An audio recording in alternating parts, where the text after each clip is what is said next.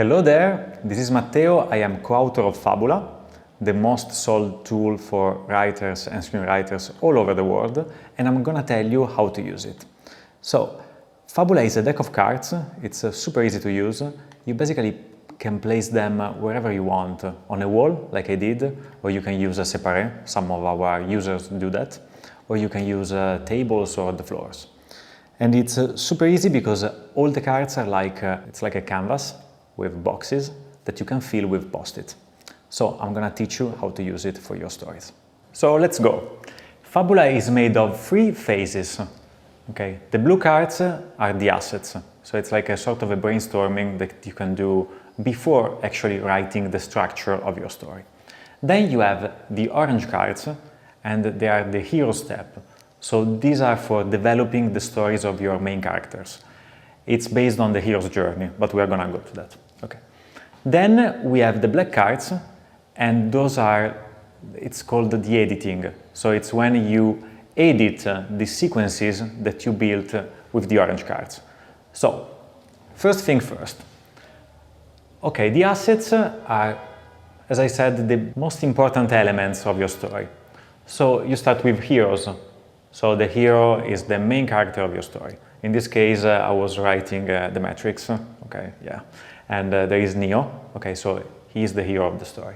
The hero can be whoever you want. So we use the hero because it's the hero's journey. It can be a man, a woman, a chair, whatever you want, an object, a concept, okay. It's just the concept of the hero. Then you have allies, so in this case, Morpheus and Trinity. Then you have enemies, so who is the enemy of the story? In this case, we have the Agent Smith.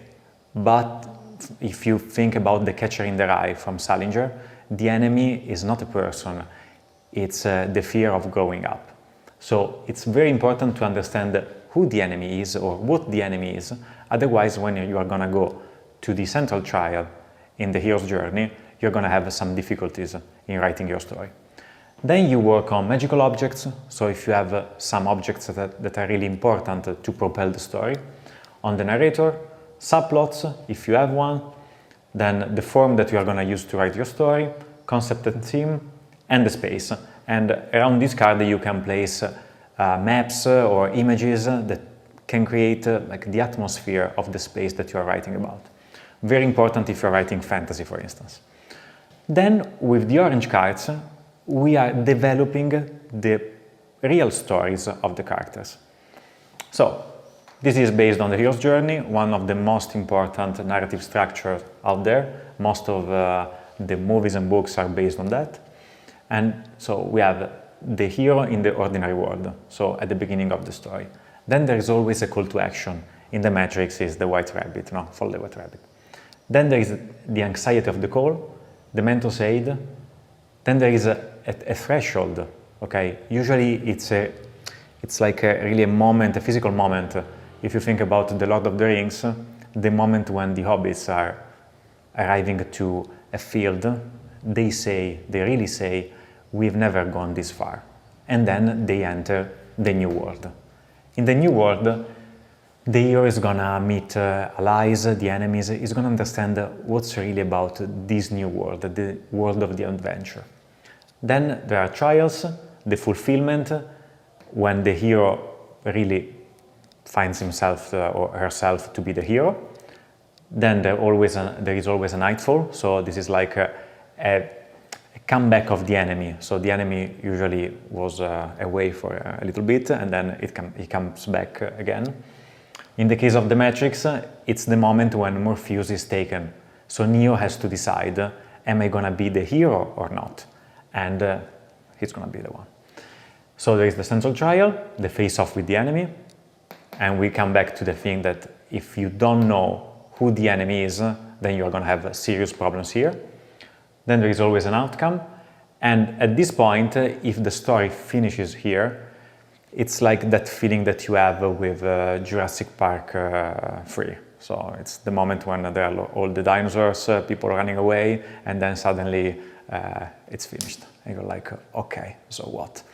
So it's always good to have a relapse, or even multiple relapse, so that you can have something more in the story.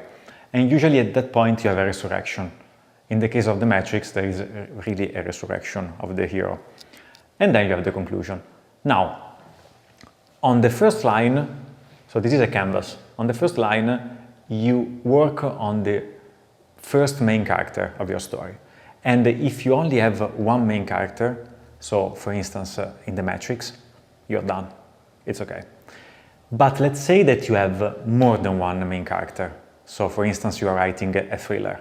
So there is the assassin, okay, the bad guy, and then there is the detective, okay. So you're gonna have two main characters. You're gonna use the first line for the first one and the second line to develop the story of the second one. At that point, you are gonna need to have a way to adjust all the sequences that you've written, okay, for the audience. So basically, what you're gonna have here is that the call to action, okay, for the first character, so let's say the bad guy, is not gonna be in the same moment of the second one, okay? So you need a new canvas to decide how to serve the story to the users, to the audience. This one is based on the 3-act structure, so it's very classical, with the first act, second act, and the third act. And it's a way to decide how you are gonna tell your story.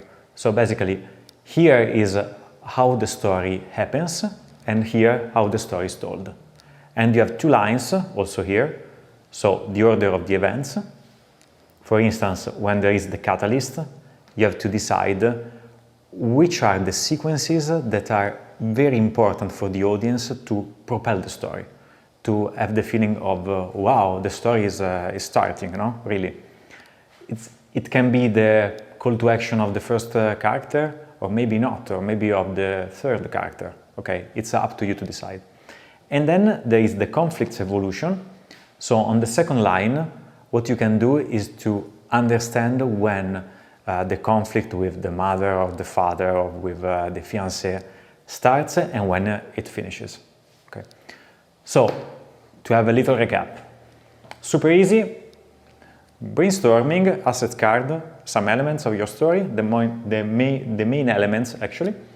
Then you develop the stories of all your characters and you edit them to serve them to the public.